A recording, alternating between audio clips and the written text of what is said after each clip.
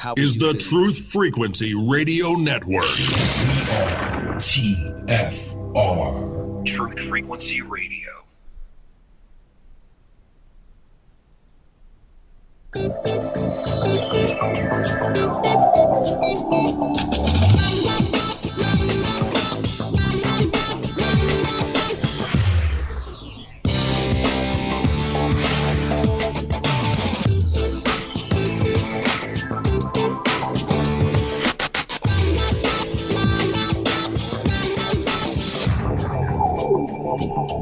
Hello and welcome to the Revolutionary Radio Project. I'm your host, Rob Skiba. I'm excited to be joined once again by my friend and co-host, Zen Garcia. Are you there, sir?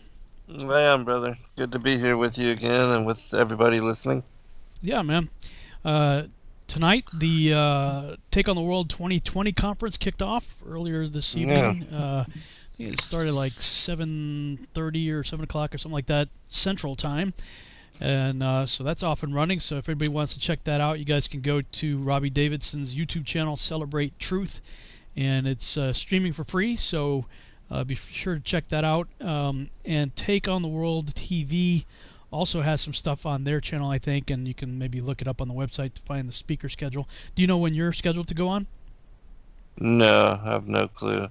I think they're just releasing it day by day.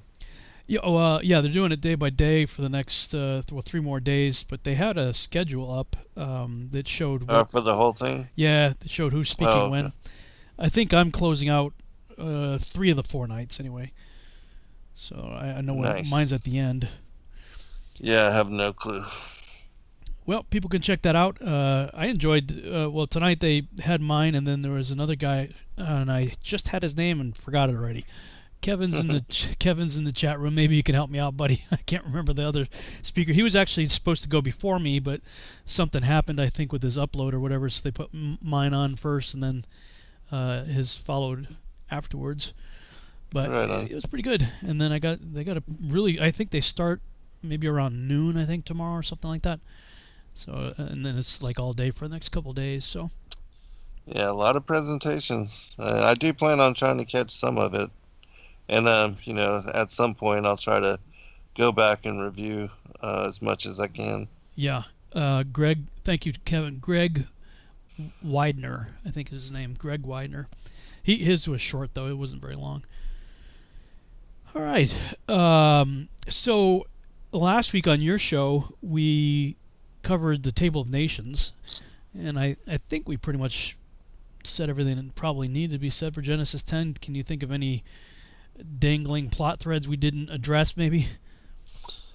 Other than in some of the manuscripts, there is the story as far as, with regard to Abraham and how he's thrown into the furnace, and his birth is all talked about. And it's after this, but that's not included in the regular King James. And so I don't know if you want to go into that or what we're gonna move into next. Yeah, I quickly reviewed what we talked about last week, and so we would be going into Genesis 11, and then I thought I looked at the Jubilees account from Jubilees 8, 9, and 10, and there was I just skimmed over it like 20 minutes ago, and there's quite a lot of interesting things in there, so I thought maybe we could do Genesis 11 and then backtrack a little bit and do Jubilees 8, 9, and 10. 10 will get us caught up into Tower of Babel. Okay, cool. So I can go ahead and read Genesis 11 from the King James, and if you want to get Jubilees 8 up. I'll do the Targum after you do that. Okay, yeah, we could do that. Yeah, that's a good idea. Cool. All right, let me switch over here. Genesis chapter 11. And the whole earth was of one language and of one speech. And it came to pass, as they journeyed from the east, that they found a plain in the land of Shinar, and they dwelt there. And they said one to another, Go to, let us make brick, and burn them thoroughly. And they had brick for stone, and slime had they for mortar. And they said, Go to, let us build us a city and a tower, whose top may reach unto heaven. And let us make us a name, lest we be scattered abroad upon the face of the whole earth. And the Lord came down to see the city and the tower which the children of men builded. And the Lord said, Behold, the people is one, and they have all one language. And this they begin to do. And now nothing will be restrained from them which they have imagined to do. Go to, let us go down, and there confound their language, that they may not understand one another's speech. So the Lord scattered them abroad from thence upon the face of all the earth, and they left off to build the city. Therefore is the name of it called Babel, because the Lord did there confound the language of all the earth, and from thence did the Lord scatter them abroad upon the face of all the earth. These are the generations of Shem. Shem was 100 years old and begat Arphaxad 2 years after the flood. And Shem lived after he begat Arphaxad 500 years and begat sons and daughters. And Arphaxad lived 35 years and begat Selah. And Arphaxad lived after he begat Selah 403 years and begat sons and daughters. And Selah lived 30 years and begat Eber. And Selah lived after he begat Eber 403 years and begat sons and daughters. And Eber lived 34 years and begat Peleg. And Eber lived after he begat Peleg 430 years and begat sons and daughters. And Peleg lived 30 years and begat Reu. And Peleg lived after he begat Reu 209 years and begat sons and daughters. And Reu lived 32 years and begat Serug. And Reu lived after he begat Serug 207 years and begat sons and daughters. And Serug lived 30 years and begat Nahor. And Serug lived after he begat Nahor 200 years and begat sons and daughters. And Nahor lived 29 years and begat Terah. And Nahor lived after he begat Terah 119 years and begat sons and daughters. And Terah lived 70 years and begat Abram, Nahor, and Haran. Now these are the generations of Terah. Terah begat Abram, Nahor, and Haran begat Lot. And Haran died before his father Terah in the land of his nativity, in Ur of the Chaldees. And Abram and Nahor took them wives, and the name of Abram's wife was Sarai, and the name of Nahor's wife Milcah, the daughter of Haran, the father of Milcah, and the father of Iscah. But Sarai was barren, she had no child. And Terah took Abram his son, and Lot, the son of Haran, his son's son, and Sarai his daughter-in-law, his son Abram's wife, and they went forth with them from Ur the Chaldees to go into the land of Canaan. And they came unto Haran and dwelt there.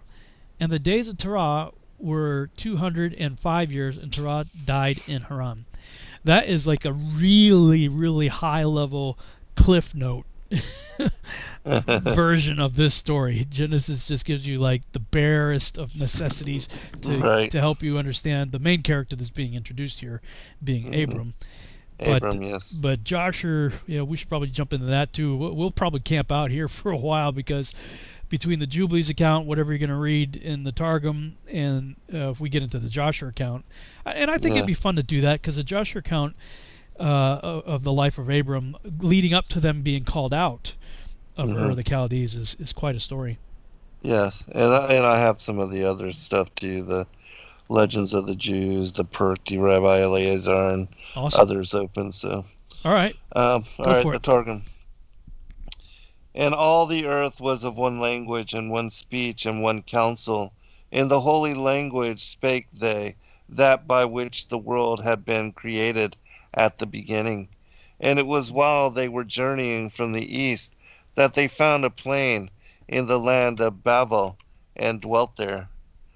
Jerusalem and all the inhabitants of the earth were of one language and of one speech and of one counsel, for they spake the holy language by which the world was created at the beginning, while their hearts erred afterwards from the word of him who spake, and the world was at the beginning.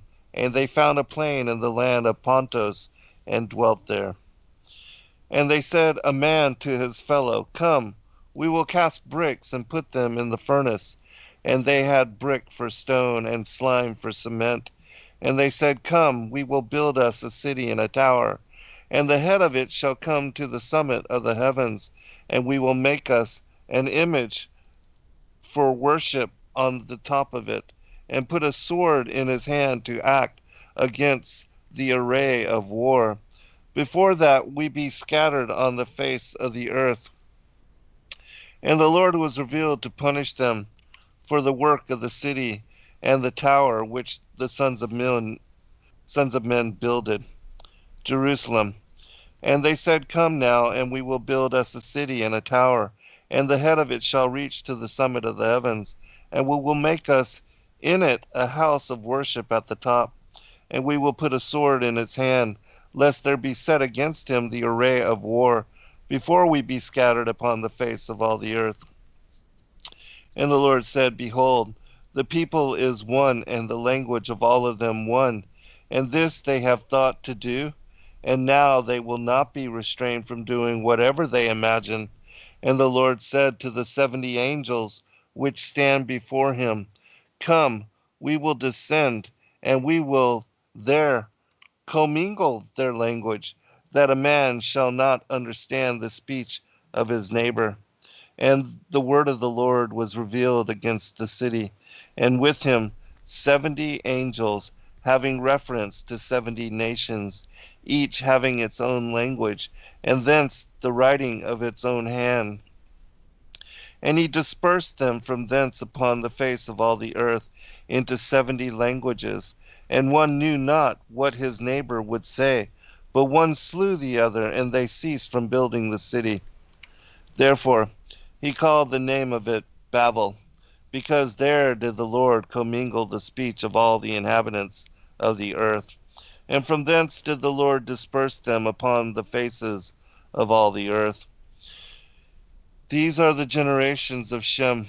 Shem was a son of 100 years, and he begat Arphaxad 2 years after the deluge. And Shem lived after he had begotten Arphaxad 500 years, and begat sons and daughters. And Arphaxad lived 30 and 5 years, and begat Shalach. And Arphaxad lived after he had begotten Shalach 430 years, and begat sons and daughters. And Shalach lived 30 years, and begat Eber. And Shalach lived after he had begotten Eber 403 years, and begat sons and daughters. And Eber lived 34 years, and begat Peleg. And Eber lived after he had begotten Peleg 430 years, and begat sons and daughters. And Peleg lived 30 years, and begat Reu. And Peleg lived after he had begotten Reu 209 years, and begat sons and daughters. And Reu lived 32 years, and begat Serug. And Reu lived after he had begotten Serug 207 years, and begat sons and daughters. And Serug lived 30 years, and begat Nahor. And Serug lived after he had begotten Nahor 200 years, and begat sons and daughters. And Nahor lived 29 years, and begat Terah. And Nahor lived after he had begotten Terah 116 years, and begat sons and daughters. And Terah lived 70 years, and begat Abram, and Nahor, and Haran. These are the generations of Terah. Terah begat Abram, Nahor, and Haran begat Lot. And it was when Nimrod had cast Abram into the furnace of fire, because he would not worship his idol, and the fire had no power to burn him, that Haran's heart became doubtful, saying, If Nimrod overcome, I will be on his side, but if Abram overcome, I will be on his side. And when all the people who were there saw that the fire had no power over Abram, they said in their hearts, Is not Haran the brother of Abram, full of divinations and charms? And has he not uttered spells over the fire that it should not burn his brother? Immediately, Minyad, out of hand, there fell fire from the high heavens, and consumed him, and Haran died in the sight of Terah, his father, where he was burned in the land of his nativity, in the furnace of the fire which the Kasdai had made for Abram, his brother. And Abram and Nahor took to them wives. The name of Abram's wife was Sarah, and the name of the wife of Nahor, Milcah, the daughter of Haran. And the father of Milcah and the father of Iscah, who is Sarah. And Sarah was barren, she had no child. The Jerusalem Targum. And Sarah was barren, she had no son. And Terah took Abram his son, and Lot Bar Haran, the son of his son, and his daughter-in-law Sarah, the wife of Abram, his son, and went forth with them from Uriah of the Kasdai to go to the land of Canaan. And they came unto Haran and dwelt there. And the days of Terah were 205 years, and Terah died in Haran.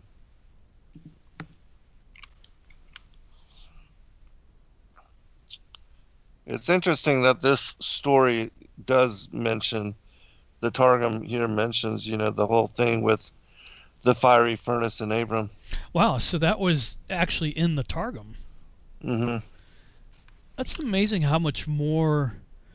I mean, clearly the Targums, I mean, they added quite a bit of commentary.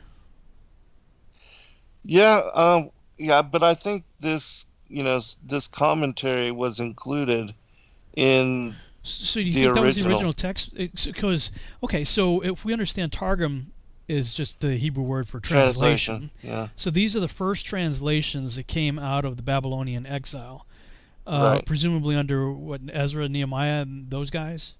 Ezra, Nehemiah, Daniel, because even Daniel and Jeremiah, those books were written in Aramaic as well. So it was during that time while they were in the captivity of Babylon. So if that's the case, then, I mean, if they're giving a faithful translation, then we've got a seriously edited version. Yeah, I do believe so, yeah. Because why would all of this commentary just be added in? Because it's a translation. They were translating from the Hebrew into Aramaic. And so it only makes sense to me. And then again, this is the oldest translation. It predates even the Septuagint. Wow. By 200 years. Wow. So. Wow. Wow. I mean, no wonder you have such a healthy regard for these Targums. Yeah. I mean, you've really given me a healthy respect for them as well, especially when I consider what you just said in terms of the chronology. Because I've grown a really healthy respect for the Septuagint for reasons we've discussed in previous broadcasts, namely the fact that while the Hebrew language may have been limited to something like I think they say it was like 8,000 words or something like that, with prefixes and suffixes that you can add to change things around a bit, but the Greek had a much more robust vocabulary, and so like in the previous broadcast when I was showing you that website that has the color codes, what has amazed me is that here you have Hebrew scholars that know their Hebrew texts, translating them into Greek, where they have a much bigger palette to play, more colors to play with, so to speak. So they could pick more specific appropriate words in their translations, like in the case with rakia being stereoma, which in no way can be an air, gas, or the vacuum of space. And in last week's, we talked about Gibor, or Giborim, the plural. Right. For Nimrod, they translated as gigas, the root from which we get gigantus, or gigantic, or giant. And yet they took the same Hebrew word, Gibor, or Giborim, and translated tos dynatos, meaning strong, mighty warrior, for David's mighty men. Taking the same Hebrew word, but having a different historical context, they had more words to choose from in Greek and translated them appropriate. But you're saying these Targums predate the Septuagint even by a few hundred years. Yes. And yet it has this much more elaboration in these stories than, wow, what did we end up with? Exactly. And why was this information removed? And who decided on taking it out? Because it's preserved there in the Aramaic. That is really interesting to me. Because, I mean, everything from what's going on in Genesis 4:1 to what you just read just now.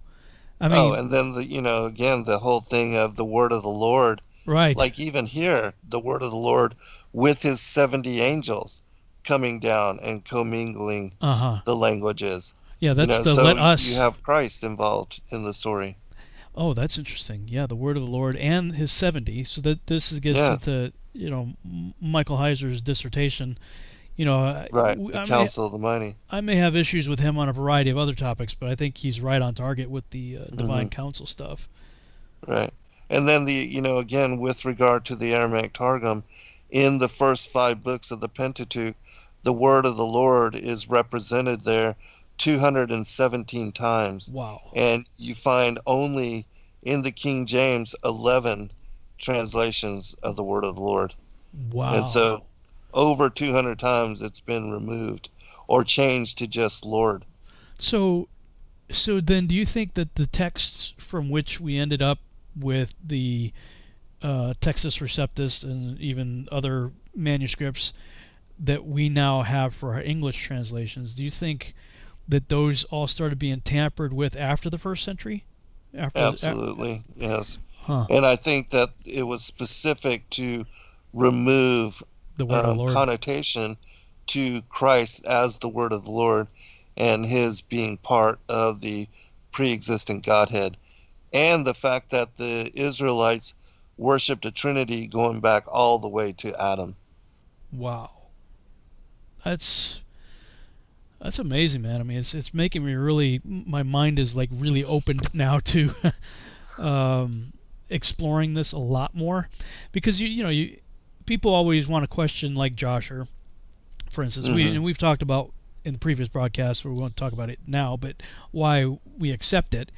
And I mean, one of the things that I've always used for my reason for accepting Joshua is the correlation in other accounts to it, right, that are perfect match for Legends of the Jews or various midrash that you can read from the rabbis or whatnot. I mean, they're all telling the same stories that we find in Joshua. Yes. But from what you just read, it sounds like you could make the same claim being in the Targum. For not all of it, but certainly a lot of it. Right. Yeah, absolutely. And again, with regard to the Targum, you do find a lot of stories included that are confirmed in books like Jasher and Jubilees and the Perk-Day Rabbi Eleazar and the Legends of the Jews and other parallel accounts as well. So I don't know if it mentioned anything specifically in what you just read, because I was kind of multitasking, so I may have missed it. Did the Targum mention anything about the size of the Tower of Babel and why they went to the plains of Shinar to build it? It says that it was built to the summit of heaven. And then in the Chronicles of Jeremiah, it actually speaks about how they are trying to break through the firmament. Oh, wow. And they're trying to wage war on God. And when we come back from the break, I'll pull that up and share. I was share going to it. say, we got about 3 minutes before the break, so if you could pull that up. And we'll look at Joshua and Jubilees and stuff, because it's funny. I published Genesis with the King James and the Septuagint side by side, as well as the entire book of First Enoch in the Charles translation, the entire book of Joshua and Jubilees in one volume. And even in the introduction and in some of my footnotes, because I did do a little bit of footnotes and wrote about some things in the Genesis and the Synchronized Biblically Endorsed Extra Biblical Text volume that I put out, I was at that time, that was published in 2013, was still locked in the Copernican model of the cosmos. And people give me a hard time for it now because I got the globe on the cover, and I tell them, no, that's not the globe. That's not the globe. It's just that's the circle of the Earth viewed at an angle. See, so you're looking at the outer rim there, so I don't have to redo the cover. But there are comments that I made inside there related to the globe, and it just goes to show you, when you look at text with a certain pair of glasses on that people gave us, that we're looking at these things through, we miss stuff. And I had always said, if you go back to my pre-2015 research, had said, it wasn't about height.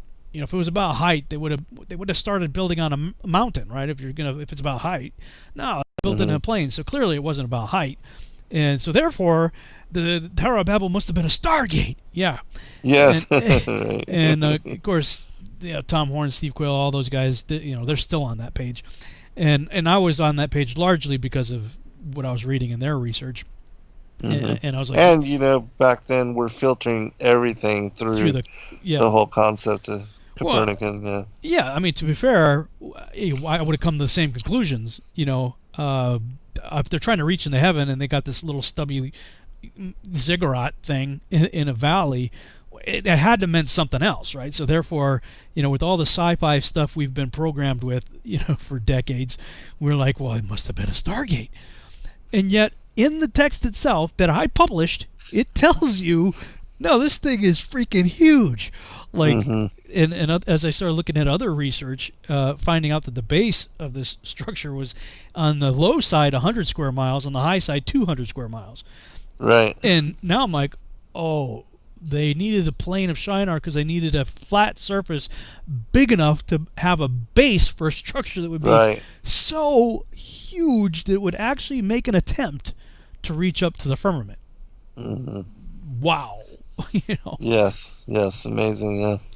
But that's true. It had to be wide enough at the base so that, they can continue as high as they needed to reach the summit of heaven. And the text has been saying it all along. It's just all along. We weren't seeing it because we were looking through the wrong lenses. Yes. All right. Well, we're going to break now. We'll talk some more when we come back. All right.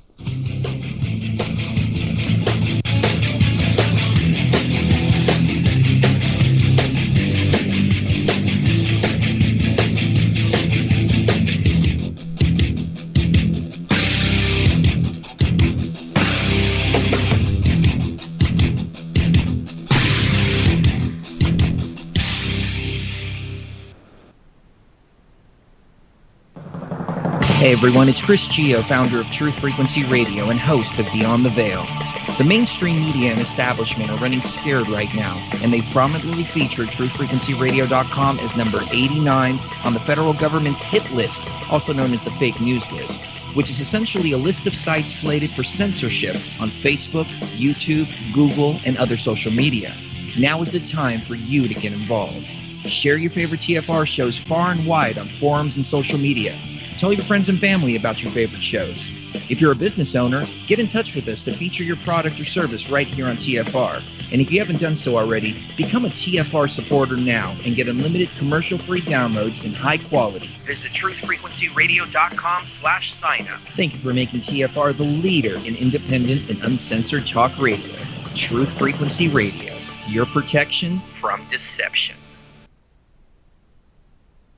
Poor water quality is a major health issue, and it's only getting worse. Municipalities can't keep up, standards have dropped, and pollutants are increasing. Where does it all end? It ends by keeping the pollutants outside of your home with HydroCare's advanced systems available at Wave Home Solutions. No less than the best purification materials and processes have been developed by HydroCare to provide you with healthy, clean water for drinking, cooking, and showering. HydroCare far surpasses the competition in removing chlorine, odors, iron, lead, chemicals, limescale, and much more. Don't settle for less when it comes to your water. We'll take care of the toughest water problems for you, whether it's from a city or well source. Satisfaction guaranteed. For more information, call 888-997-WAVE. That's 888-997-WAVE. Or go to bestwater123.com. That's bestwater123.com. Wave Home Solutions for a healthy, comfortable home.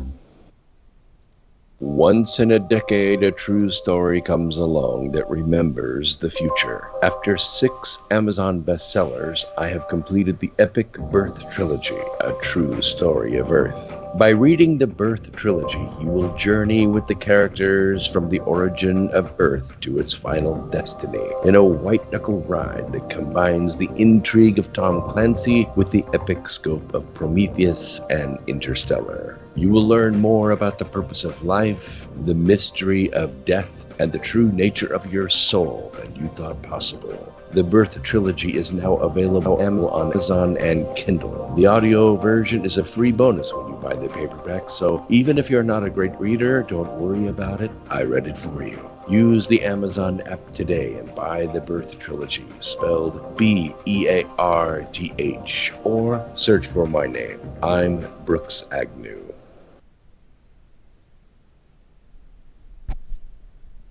Real people, real radio. Wherever you are, make it TFR. Truth Frequency Radio.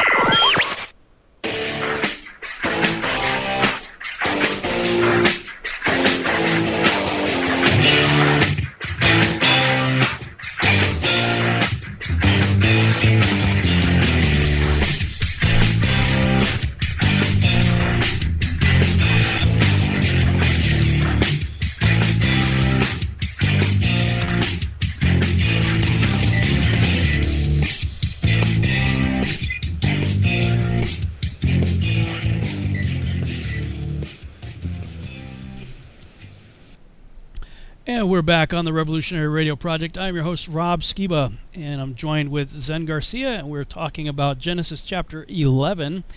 And there's a book that Dr. Ken Johnson put out called Ancient Post-Flood History, and he makes some interesting observations in that book. Have you ever read that book, Zen?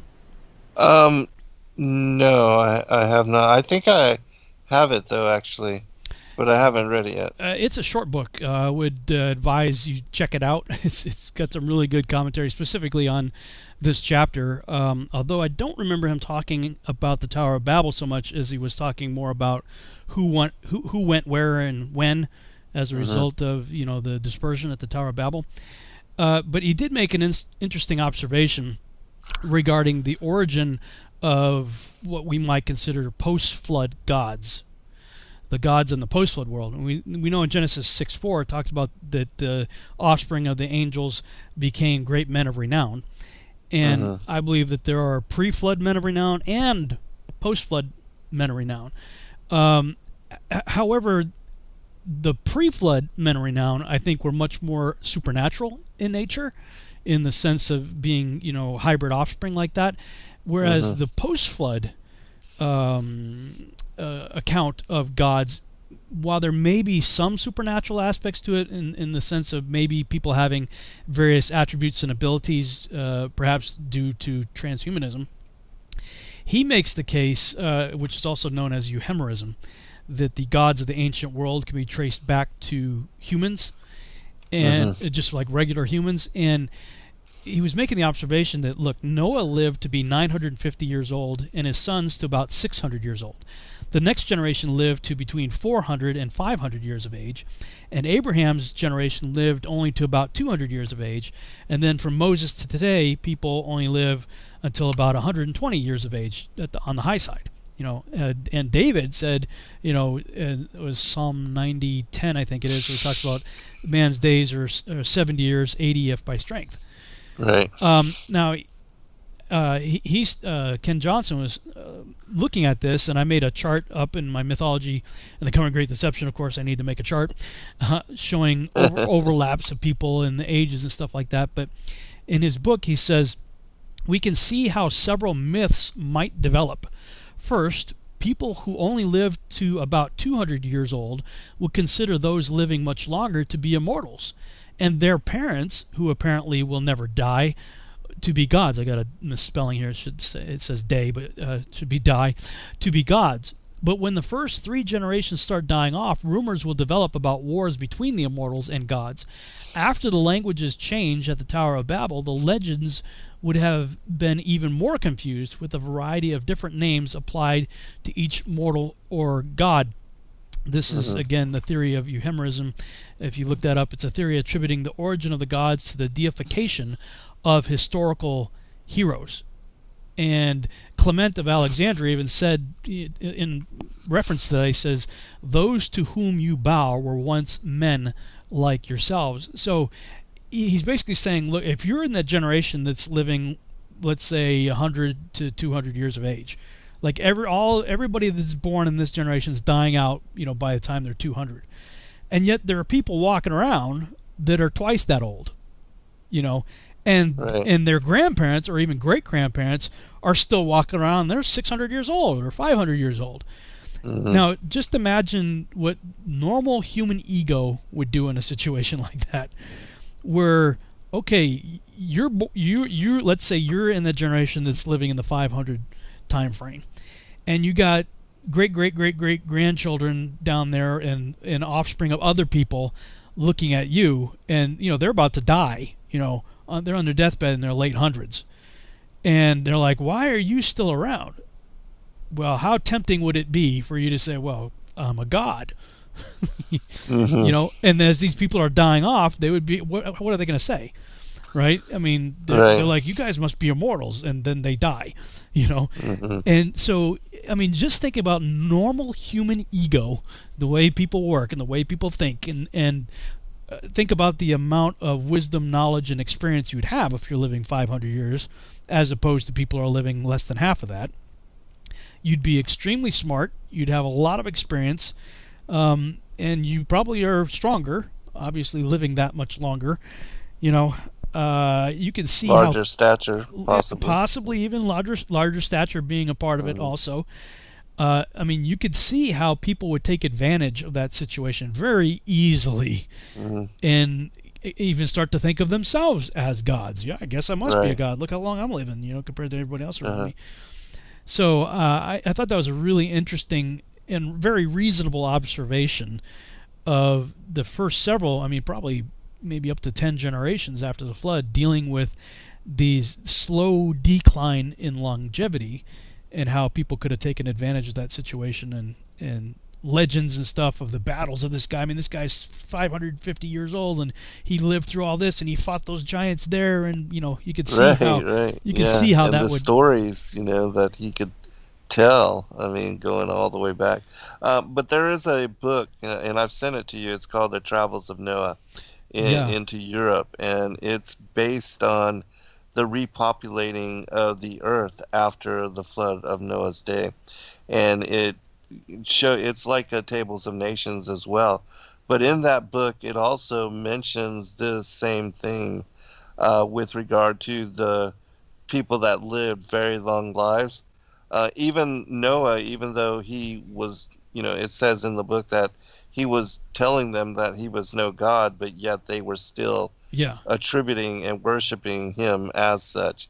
And so the stories and of the longer generations that lived previous, they were celebrated as heroes, and they were honored as like the immortals or titans or whatever. And that book is even though it was translated in 1611, I believe, it's a book that holds basis to Berosus, and Berosus was the historian that Alexander the Great had commissioned to write the tales and the legends of the pre-flood giants and the dragon lords and the kings of old. He and Mantheo were the two historians that are especially honored, and his books are rare. You now only find mention of Berosus's works in other historians like Alexander Polyhistor and things of that nature. Does what's his name, Diodorus Siculus, I think, or something like that? I think a lot of historians mention the work of Berosus, but this book was an actual translation from one of his surviving manuscripts, and so it's very interesting. It also speaks about that same theme, though. Very cool. Somebody in the chat room reminded me of something I wanted to run by you before I forget, that came up during the Take on the World conference that just aired, and that was, there's a video circulating right now, and actually I remember when the Facebook post first started circulating back in, I want to say it was 2015, about the blue sky stone, the blue ice of Antarctica. I'll put it up on the screen here for those watching on YouTube. You could go to Flat Earth Brothers YouTube channel and look up the video, what happened when they drilled into an ice wall near the firmament in the 1960s or in the 60s. Oh, wow, really? Yeah, I'll post the link in the chat room for everybody. Maybe we can look into that. But he's basically reading from an article that was circulating on Facebook back then, and I lost track of it, so I was so glad to see that somebody picked up on it. This video was just uploaded a few days ago. But so he's basically reading the letter, and he's got some pretty cool visuals on the screen about it. But yeah, very, very, very, very interesting. And it's what I've been saying all along is because I've met some people that were stationed in Antarctica and for years, and or back and forth, went back and forth. And this one guy I met, he had been there for quite some time, and I said, okay, in all the time that you were there, did you or anybody that you know of that you may have talked to, has anybody gone more than 800 to 1,200 miles inland from the coast? And he was not aware of anybody. And I met another guy, I think he worked for Raytheon or something, and neither was he. So two people that I knew, that I met and personally talked to, that had been down there, were unaware of anybody having gone more than 800 to 1,200 miles inland from any place on the coastline. And so, I mean, this is what fueled all my speculation and everything when I started looking into the Operation Deep Freeze, and then the activity that immediately followed with the dig race, the missile race, the Operation, was it Fishbowl, Operation Fishbowl, part of Project Dominic, which means of the Lord, Fishbowl of the Lord, really. Like, everything that the United States and Russia did immediately after Deep Freeze is exactly what somebody would do if they found out that they were in a cage. Like, right. What are the boundaries? How deep, how high, how deep, can we dig under this thing? Can we get through this thing? I mean, everything that the United States and Russia did is exactly what somebody would do if they found out that they're in a cage. And when you watch this video here, this story is to be believed. Apparently, they found this wall, this huge wall of this blue ice, and it doesn't melt and turn into water. It will melt, but it just disintegrates. But then, as they figured out, and it was really super, super cold, like super cold, and they had trouble drilling into it. So they started doing some testing, I think, up in Greenland or something, until they found the right equipment that would work. And they went down there, and as they're trying to drill through this thing, it would like heal itself. Like you drill through it and it started to heal itself. So how much truth there is to this story, I don't know, but it makes for a fantastic seed plot line stuff that I'm going, no doubt. I could really pull from all this. But circling back around to the point of what we're reading about here in this broadcast, they were attempting to reach into heaven. And so you were going to look up something, I think, in the Perk D. Eliezer? Chronicles of Jeremiah. Oh, Chronicles, sorry. One. Yeah, okay. Yeah. So right before the break, you were talking about that. Yeah, I'll share this with you. And actually, this particular account covers a great deal as far as the story of how Abraham ended up in the firmament and all that, but I'll just read this portion. In the furnace, you mean. You said firmament.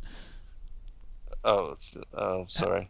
Okay. For they had said, "Come and let us build ourselves a city, and let us take axes and break open the firmament, so that the water flow from there and descend below, that he may not do unto us as he did to the generation of the flood. And let us wage war with those in heaven, and establish ourselves there as gods." And so, again, the whole theme of building a tower to the summit of the heaven, this account says that their intention was to break open the firmament so that they could invade the Holy of Holies, where God has established his throne room, and become gods, take over. Yeah. Which, of course, they could never achieve. But yeah, exactly. I'll read a portion from Joshua in this regard, and this is actually part 7 in the presentation that I'm doing in the Take on the World conference. So sort of a preview of one of the lectures. I think this one's tomorrow's lecture, so people will get a preview of it here. But we see in Genesis 11, that the whole earth was of one language, and they decided to build a tower that could reach into heaven. And what is extraordinary to me about this story is the response that Yahuwah says in the remaining verses there. I think it's probably verse 7 or something. He looks down and he says, this is what they're about. Now nothing will be restrained from them which they have imagined to do. Now, you have to go to Joshua and other accounts to figure out what they imagined to do. I don't believe it would be possible for them to kill God. Certainly not. However, the idea that they could build a structure that could reach into heaven, and they were making a pretty good go of it by the time Yahuwah decided to step in, that's extraordinary to me. I was just going to mention one other thing as well before you go into the account. In the Legends of the Patriarchs and the Prophet, it tells the story of how Nimrod was planning on deceiving his fellows. He was going to shoot arrows that had blood on them, and have them fall back down to the, so he could declare that he had killed God. And so his plan was to deceive his followers and, declare himself that he killed God and that he is now God. And then so one other wait. thing So is that I always wondered about that, because I remember reading about they shot arrows up there and it came back that there was blood on there. But you're saying that there's an account that he was trying to fool people, so he dipped the arrows in blood first and then shot them? Yeah, and then what happened afterwards is that because he declared himself as God, God placed a fly, a maggot was laid in his brain, and it began to eat his brain, and it drove him so crazy that he would have people beat him in the head, because he was in such pain, and he lived like that for a long time until he died. And so, what text God is that punished him for. Do you know where it says that? Yeah, I'll find it. It's in the Legends of the Patriarchs and the Prophets. Oh yeah, awesome. So maybe you can look for that as I continue with what I was saying. Okay, I'll do that. That's fascinating, dude. We're gonna write one heck of an amazing script, man, when we finally sit down and work on all of this. In the presentation, I realized that it was about height after all. I used to say, it wasn't about God didn't freak out when we built the World Trade Centers or, the Empire State Building or anything like that. And back when I was sucking on the blue pill, I would have said he didn't freak out when we sent the Apollo rockets up to the moon either. Now of course I don't believe that anymore either. But I mean, that's another thing. If what NASA says is true, then basically Yahuwah needs to apologize to Nimrod. Because clearly if what NASA said is true, they've gone way beyond anything Nimrod was able to do. But of course, I don't believe anything that comes out of any space agency, NASA or any other ones for that matter. But as I started looking through the text, I saw that it was about height after all. In Jubilees chapter 10, it says, and they built it 43 years were they building it. So it took them 43 years, and they didn't even get to complete it. But as far as they got, it took them 43 years to do it. Its breadth was 203 bricks, and the height of a brick was the third of one. Its height amounted to 5,433 cubits and 2 palms. The extent of one wall was 13 stades, and of the other 30 stades. Note, 5,433 cubits equals 8,150 feet. Like, these are huge bricks. In a book called Bible History of Old Testament, Chapter 8, an individual named Alfred Edersheim said, of the magnificence of Babel, the capital of the empire of Nimrod, the mighty hunter, it is difficult to convey an adequate conception without entering into details foreign to our purpose. But some idea of it may be formed from its extent, which according to the lowest computation covered no less than 100 square miles, while the highest computation would make it over 200 square miles. Like, massively huge. And then we get to Joshua 9, and all the families assembled, consisting of about 600,000 men. And they went to see, and this is the other reason why I think we mentioned this last week, that the Tower of Babel was quite some time after the flood. It wasn't as early after the flood as the days of Peleg, which is only like, I think 100 or 150 years or something like that after the flood. It's quite some time out. It had to be long enough after, if this account is true, it had to be long enough time after the flood for people to procreate enough to get 600,000 men. And I maintain, look, if you're living 600 years of age and you're having multiple wives, yeah, you could probably have a whole lot of kids, exponentially perhaps getting up to 600,000 within a few hundred years. Whatever the case, that's what Joshua says anyway. And they went to seek an extensive piece of ground to build the city and the tower, and they sought in the whole earth, and they found none like one valley at the east of the land of Shinar, about 2 days' walk, and they journeyed there, and they dwelt there. And they began to make bricks and burn fires to build the city and the tower that they had imagined to complete. And the building of the tower was unto them a transgression and a sin. And they began to build it, and whilst they were building against the Lord God of heaven, they imagined in their hearts to war against him and to ascend into heaven. Continuing verse 26. And all these people and all the families divided themselves in 3 parts. The first said, we will ascend into heaven and fight against him. The second said, we will ascend to heaven and place our own gods there and serve them. And the third part said, we will ascend to heaven and smite him with bows and spears. And God knew all their works and all their evil thoughts, and he saw the city and the tower which they were building. And when they were building, they built themselves a great city and a very high and strong tower. And on account of its height, the mortar and bricks did not reach the builders in their ascent to it until those who went up had completed a full year. And after that, they reached to the builders and gave them the mortar and the bricks. Thus was it done daily. Now, that sounds ridiculous. It takes a year to get to the top of this thing. Unless you realize they were carrying very, very, very, very, very heavy loads up an extremely high structure. Like, then you can say, okay, yeah, I can see how it may have taken some time. And behold, those ascended and others descended the whole day. And if a brick should fall from their hands and get broken, they would all weep over it. And if a man fell and died, none of them would look at it. It was like, all the labor it took to get as high as they get. If they dropped the brick, they're like, oh, are you kidding me? But if some dude fell off, they're like, whatever. Right. They kept moving on. Verse 32, Joshua 9, and God said to the 70 angels who stood foremost before him, to those who were near to him, saying, come, let us descend and confuse their tongues, that one man shall not understand the language of his neighbor. And they did so unto them. And from that day following, they forgot each man his neighbor's tongue, and they could not understand to speak in one tongue.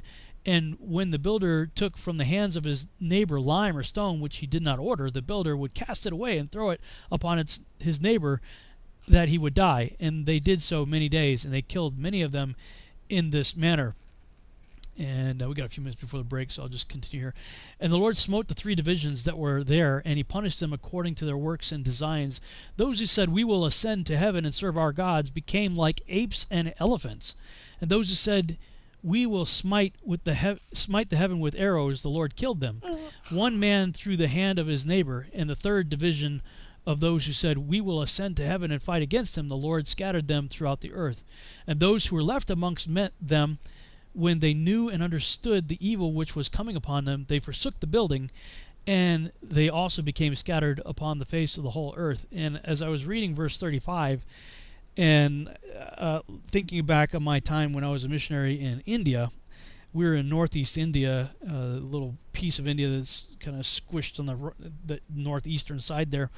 There were Hindu gods everywhere, and it may be like that through the whole country, I don't know, but just where I was anyway, the Hindu gods were everywhere, and 2 of them stood out to me in relation to what I just read there, and that's the Hindu gods Hanuman and Ganesha.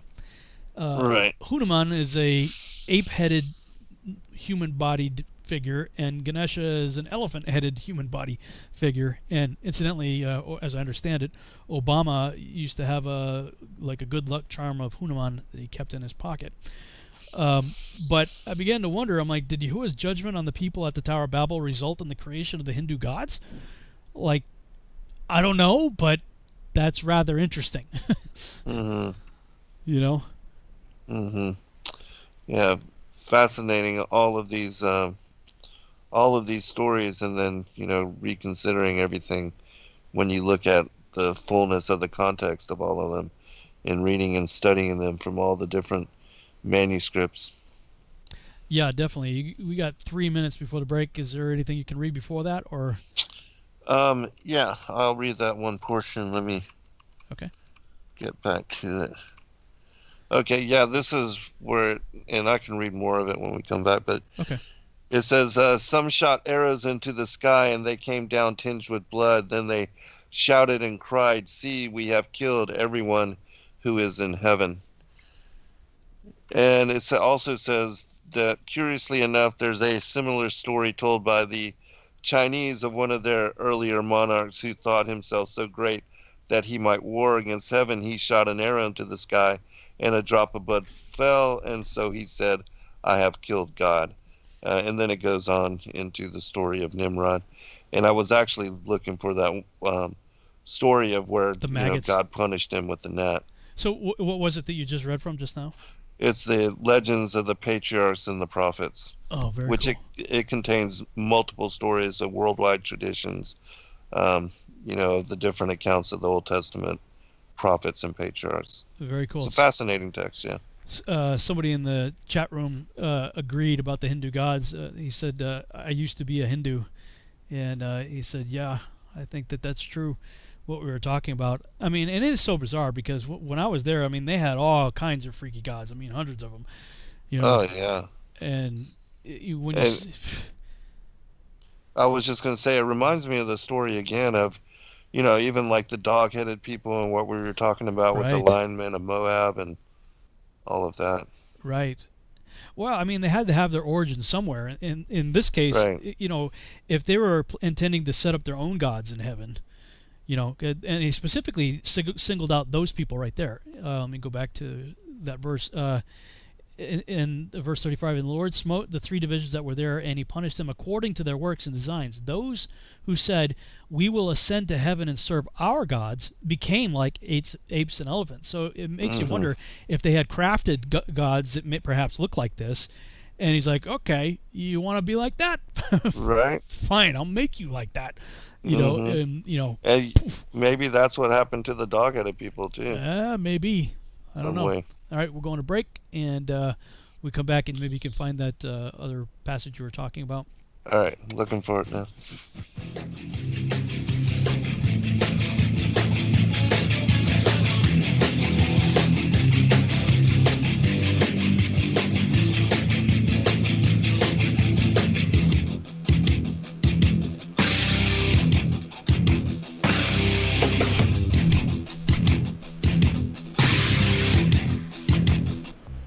Censorship and regulation is becoming an ever-growing problem in today's modern media.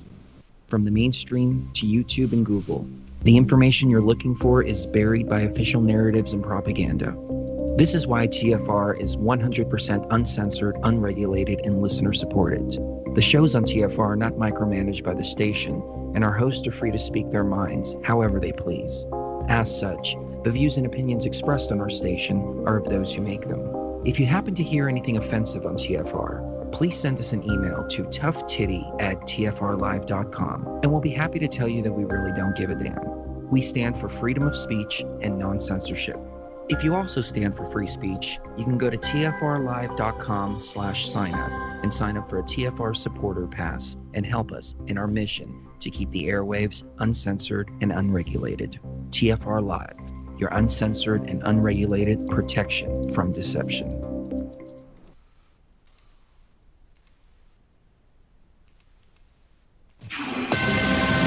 This is a Fox News alert. The Vice President accepts. I'm Jack Callahan, Fox News. Vice President Mike Pence telling the third night of the Republican National Convention. So with gratitude for the confidence President Donald Trump has placed in me, the support of our Republican Party, and the grace of God, I humbly accept your nomination to run and serve as Vice President of the United States. Mr. Pence offered a full-throated defense of the administration's response to the coronavirus outbreak and of President Trump, said, for the last 4 years, I've watched this president endure unrelenting attacks, but get up every day and fight to keep the promises that he made to the American people. President Trump made a cameo appearance after the vice president's address, but the president did not speak. The evening ended with Trace Adkins singing the national anthem as the flag was raised over the Fort McHenry Memorial, and a group of disabled veterans in the front row stood at attention.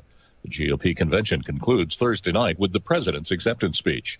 Hurricane Laura slamming the Gulf Coast. The eye of the Category 4 storm expected to make landfall soon near the Texas-Louisiana border with winds of 150 miles an hour. But the biggest threat is the storm surge, which the National Weather Service is calling unsurvivable. And now expecting up to 20 foot of storm surge. Imagine 20 feet above the ground and then waves crashing on top of that. That's why they're saying absolutely nothing will be able to survive along the coast if anybody is not out of there. That's Fox meteorologist Rick Reichmuth. The storm last reported about 75 miles south of Lake Charles, Louisiana. Wall Street on Wednesday, the Dow gained 83 points. The NASDAQ added 198. The S&P 500 was up 35. Both of those new record highs. America is listening to Fox News.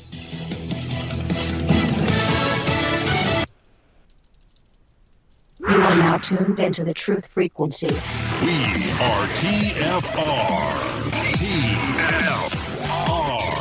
Truth Frequency Radio.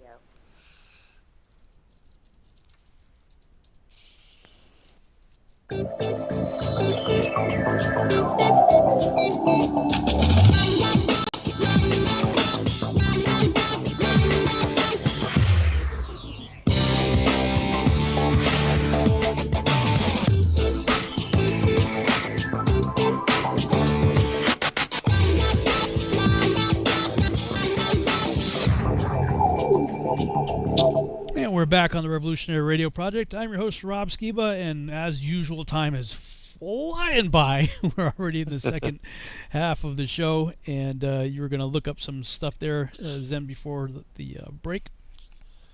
Yeah, let me see if this is it.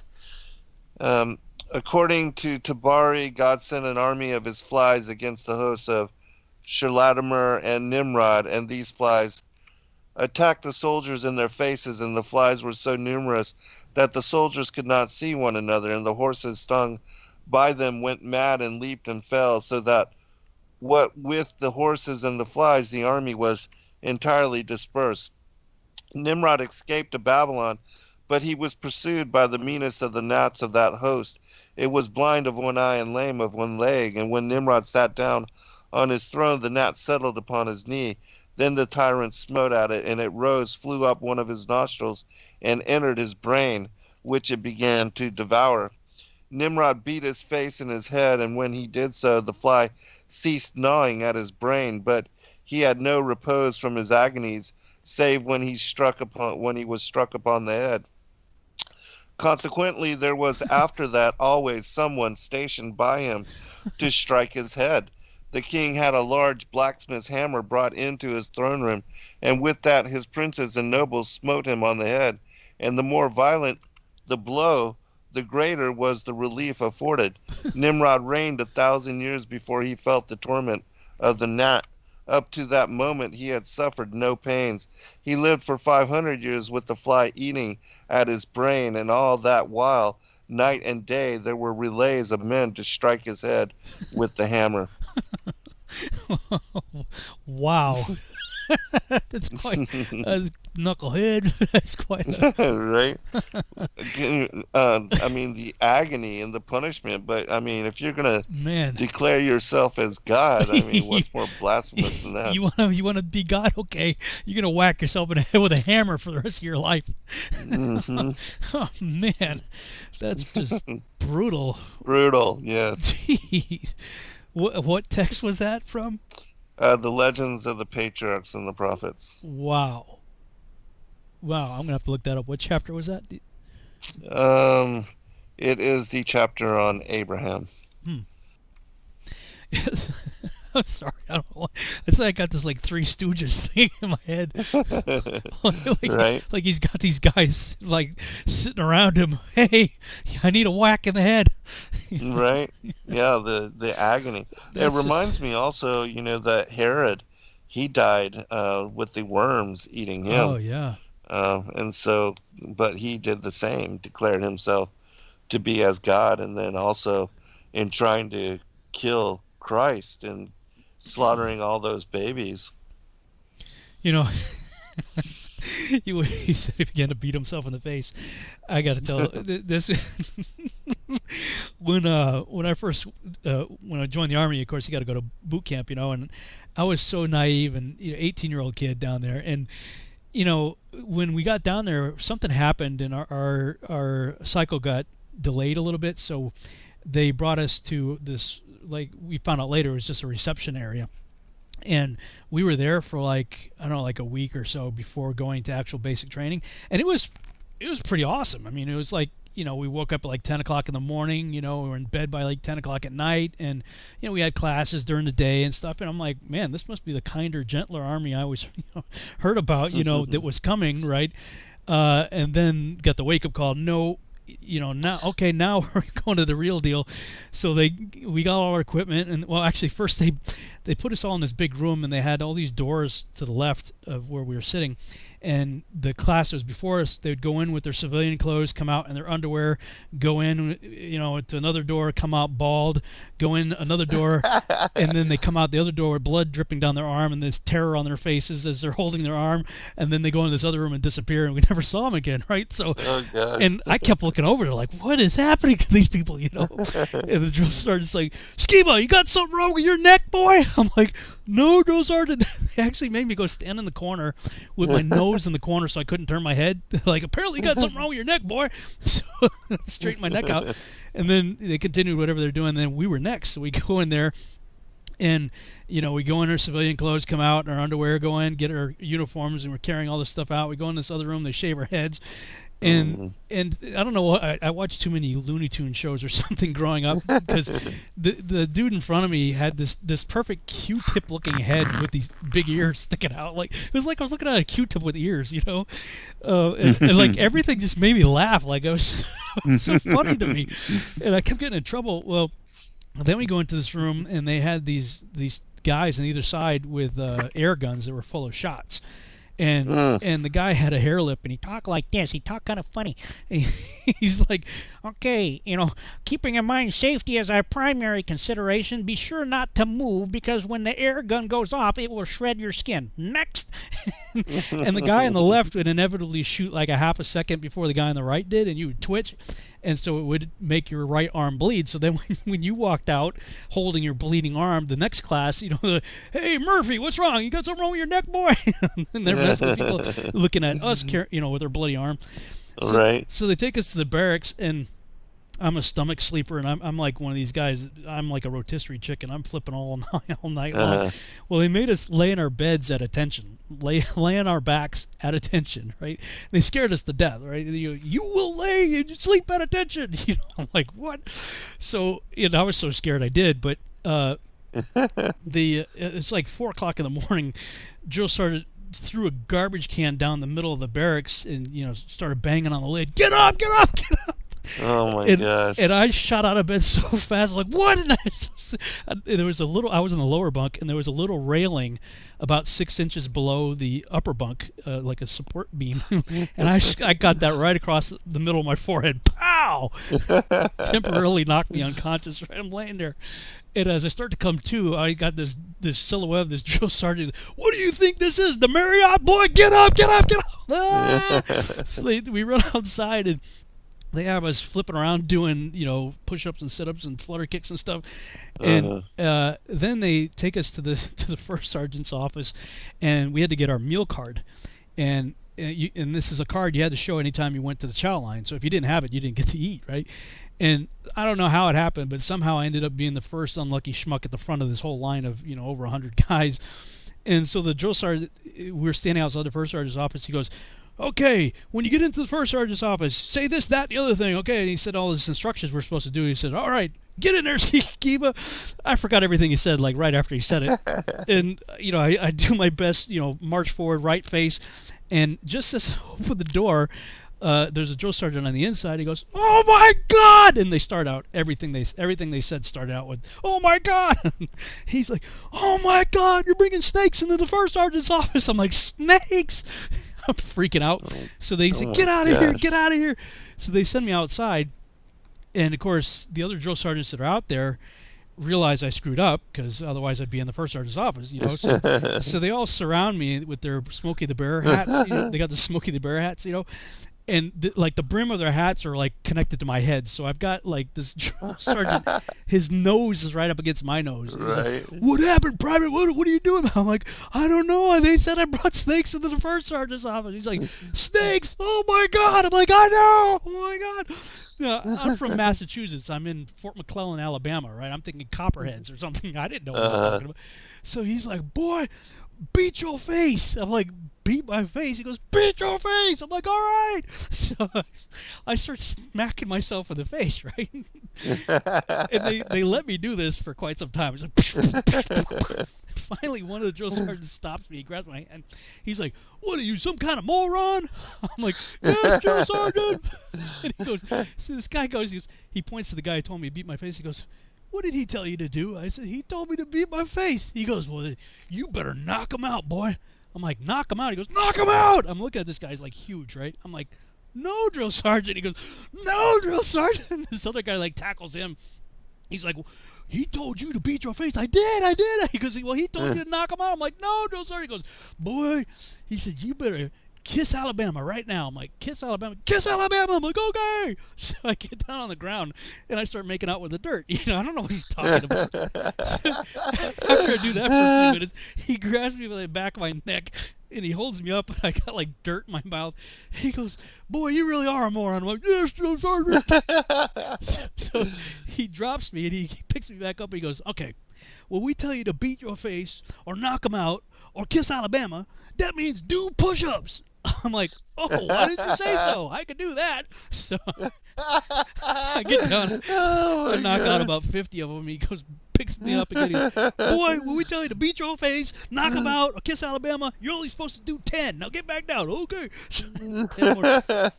And then he's like, "Oh my goodness, get into the first sergeant's office." I'm like, "Okay." I still don't know what I did wrong. I screwed up 6 times just trying to get it in the door, and just to get your meal card. Just trying to, and meanwhile, like everybody else is watching me. They wouldn't let anybody else go. They wouldn't let anybody else go in until I did it right. And you were the example. I was the example, and I brought a couple of my buddies in with me when we joined the military. We went together, so they're watching what's happening to me. They're like, "What did you get me into?" I'm like, "I don't know, man." So right. Somewhere along the line, I figured out what they're talking about. When they said snakes, it meant your boot lace was sticking out. One of my shoelaces was sticking out, and they called them snakes. Dude, it took me forever just to figure that out. But when you that's why I was laughing so hard when you talk about Nimrod. It reminds you of all that. Nimrod started beating his face. I'm like, "Okay, I get it."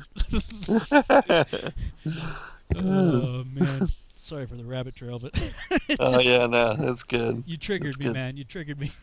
Yeah, that's a funny story. Wow. So how long did he have this thing eating his brain? It said for 500 years. 500 years he dealt with. That's one long living maggot. Yeah. Must have been reproducing. Not sure, but God was punishing him, so. However, God can do whatever he wants. Wow. Well, I can't imagine he was that effective a leader after that. Right. And actually, I think in the story, because of his acting this way, they started to doubt, his competency to rule. That would make sense. Yeah. He would no longer be king of the world. Well, I mean, the Tower of Babel would have been, whatever you were just describing there would have been something that obviously took place at some point after the dispersion and the languages and everything like that. And so, at the time when the earth, everybody went away, 70 different languages, it becomes easy to understand how Nimrod could have been known by many other names, because everybody would have went away from that same location. Here was the king of the world with all these great ambitions that they were all working for this guy, and now they're leaving that site talking in different languages. So the same guy would become known by many different names throughout many different cultures. And of course, over time, the stories would have been embellished, and all kinds of stuff would happen. And it made me wonder. Because I can see a really pretty solid connection between Osiris and Nimrod.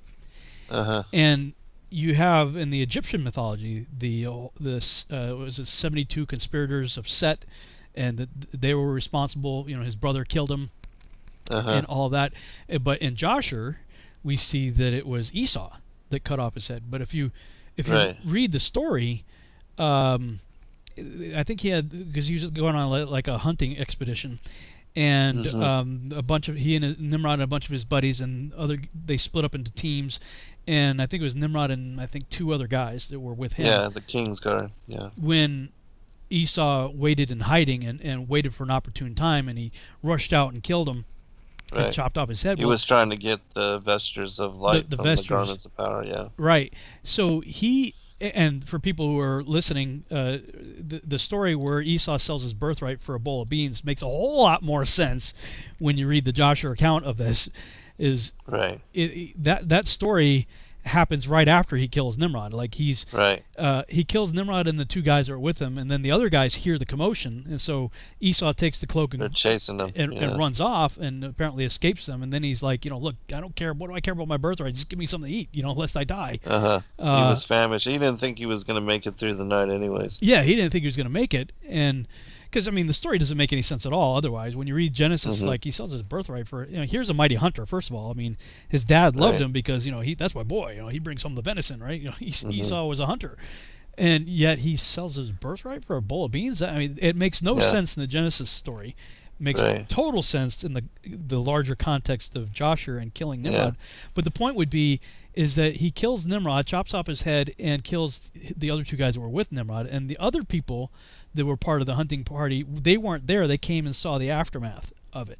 So they heard the yells and came. Yeah, so nobody would have been there no one would have seen it. No one would have witnessed what happened. So the opportunity to make up stories of how Nimrod the Great was killed, who did it, you could easily see how people would try to take credit for it and how some of these other stories may have developed. Right. One other thing with regard to that, and I cover this in my Vestures of Light and Rod of Wonder, is that one of the aspects of the trade that Jacob makes with Esau for his birthright and also access to the cave of Machpelah and the rights to be buried there is that he trades him the sword of Methuselah, which is a supernatural sword. Wow. And it's spoken about in the Legends of the Jews that this was a giant killer. It was a sword that was used and it had supernatural properties in some manner. Whoa. And it was a giant killer. And so Jacob had received that from his father, and he traded that as part of the for the birthright, and also gave him a large pile of both gold and silver. Wait a minute. So who received it? Who ended up with it? Esau ended up with it. So Jacob had it? Yeah, Jacob traded Esau the sword of Methuselah, which, in the story, it also says that Esau would live by the sword. Oh. And so, yeah, it was this supernatural sword, which he had.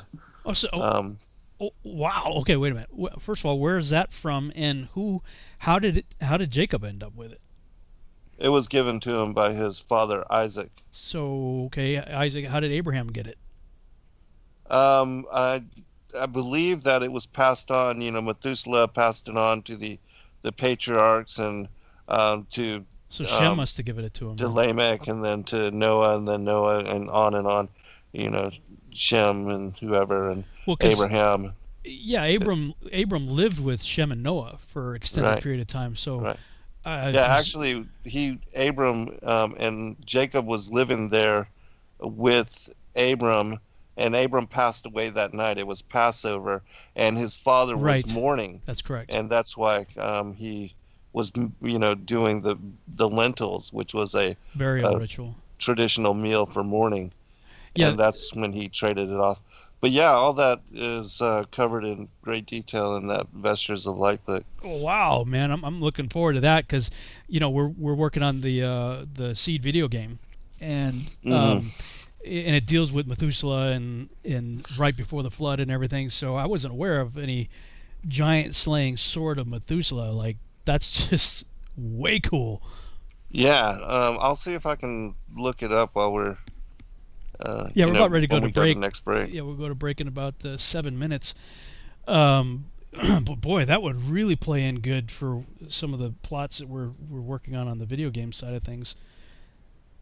In that Yeah, regard. and it helps to understand the story of the birthright. Because why would he just trade for a bowl of pottage? Yeah. Porridge, his whole birthright. But when you understand that he got the sword of Methuselah as part of the trade, then things pique your interest. Well, yeah, that's interesting about the sword. So after what happened to it after Esau? Does anything say what happened to it after? No, I've never heard of what happens. 'Cause again after that, I read. Actually, I just found it. I read something somewhere that that the garment from it went from Adam to Enoch to Methuselah to Noah to Shem, or stolen by Ham, and then to Cush, passed down to Nimrod, and then when Esau killed Nimrod, he had it next. But it seems like it showed up again later.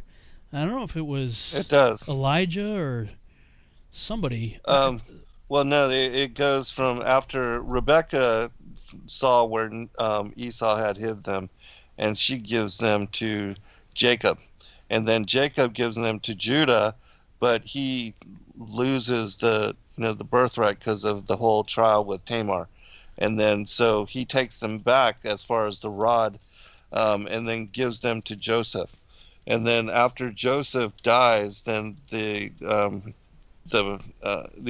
Pharaoh takes them, and they empty out his house and take all of his belongings, and then Ruel, who is Jethro, Moshe's father-in-law, ends up being his father-in-law. He takes them because he was an advisor of Pharaoh, and takes them with him. And as he's walking in his garden, the rod of wonder, roots and becomes sticks into the ground, and he can't pull it out. Yeah, because when Moshe goes Excalibur. there, he is able to pull it out, and that's when Zipporah is given to him. But I just found this passage. I'll read it to you real quick. It says, "The scorn manifested by Esau for the resurrection of the dead, he felt also for the promise of God to give the Holy Land to the seed of Abraham. He did not believe in it, and therefore he was willing to cede his birthright and the blessing attached thereto in exchange for a mess of pottage. In addition, Jacob paid him in coin, and besides, he gave him what was more than money, the wonderful sword of Methuselah, which Isaac had inherited from Abraham and bestowed upon Jacob." Wow. Huh. It's kind of amazing that Jacob would have been willing to part with that. He was more worried or concerned with getting the garments and power, and also the rod of wonder, because that was what was necessary to be initiated in the order of the ancients, which is a whole nother aspect of the story. Yeah, that's part of the Melchizedek thing, isn't it? Yes, it is. And this was a birthright that was passed on, on and on. Well, actually, let me just read a little bit more. It says, "Esau made game of Jacob. He invited his associates to feast at his brother's table, saying, 'Know ye what I did to this Jacob? I ate his lentils, drank his wine, amused myself at his expense, and sold my birthright to him.' All that Jacob replied was, 'Eat, and may it be do thee good.' But the Lord said, 'Thou despisest thy birthright, therefore I shall make thee despised in all generations.' And by way of the punishment for denying God and the resurrection of the dead, the descendants of Esau were cut off from the world. As naught was holy to Esau, Jacob made him swear concerning the birthright by the life of their father. For he knew Esau's love for Isaac, that it was strong, nor did he fail to have a document made out, duly signed by witnesses, setting forth that Esau had sold him the birthright together with his claim upon a place in the cave of Machpelah.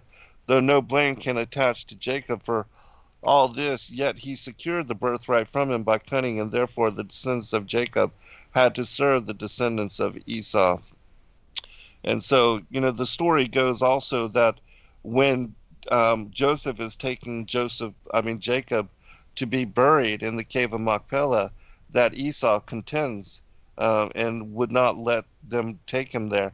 And so he gets his brother Naphtali to run back to Egypt to get a copy of this document, and then brings it forth. And then the child of Dan, I forget his name right now, but he ends up killing Esau for, preventing his grandfather from being buried.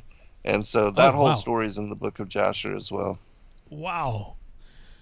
Yeah, man, we may have to just do a whole series just on Jasher, because it's there's a lot of cool stuff right here. I mean, we we entered Lord of the Rings territory quite some time ago, right, but I mean that's one last thing with the sword of Methuselah. It is mentioned somewhere else.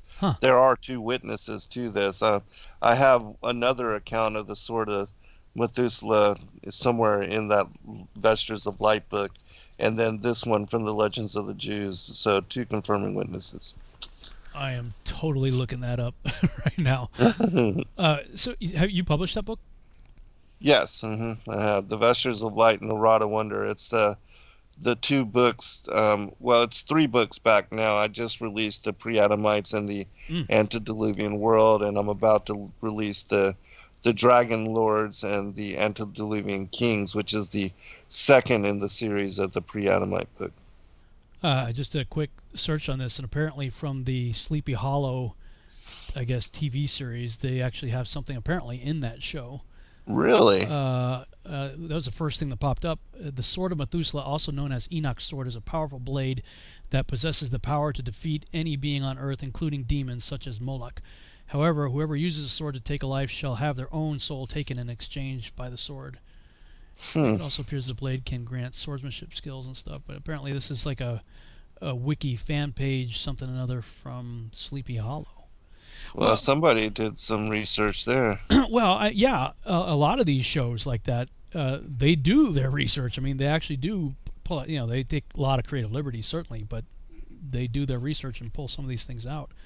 Which, the same thing I'm going to be doing, is find as many cool things I can and use that as background stuff. All right, going to break.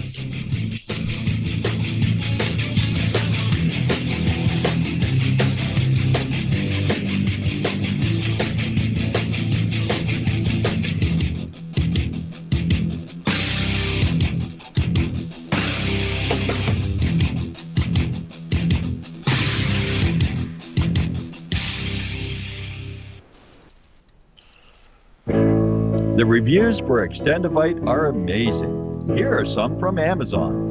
September 2018.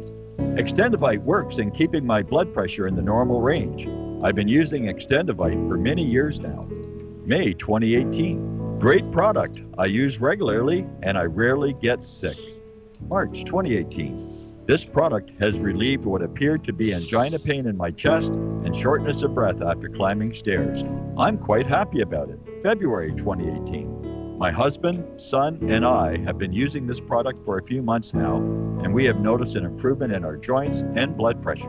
Tell us your story. Get Extendivite today. To order, call 1-877-928-8822. That's 1-877-928-8822, or visit heartdrop.com. Extend your life with Extendivite. Do you want to lose weight but have no idea where to begin? The Fast Start Diet, a 3-day weight loss plan, is the answer. 3 days of nutritionally balanced, calorie-restricted meals delivered right to your door. No shopping, no measuring, and no cooking. Everything is prepared for you and ready to eat at home or on the go. The Fast Start Diet has all the amazing benefits of intermittent fasting without starving. We've helped thousands of people who have struggled to reach their weight loss goals. Isn't it time we helped you? With the Fast Start Diet, you'll lose weight and feel great. Find us on Amazon or go to faststartdiet.com and use promo code POWER to get $10 off your first box. As a special bonus, we will include our #1 rated Lipo3 appetite suppressant spray free with your order. Whatever your diet plans are, start with us at faststartdiet.com and use promo code POWER.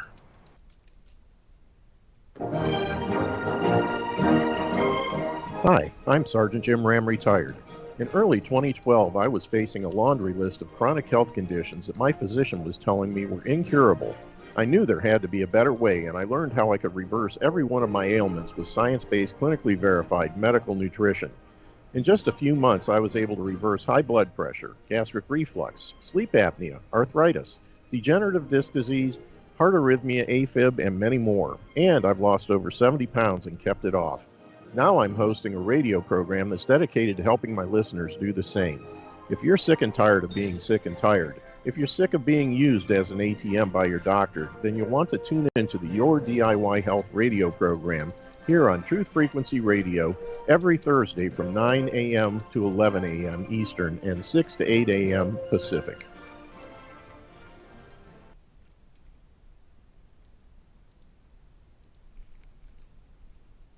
You are now tuned into the Truth Frequency. Your protection from deception. TFR. Truth Frequency Radio.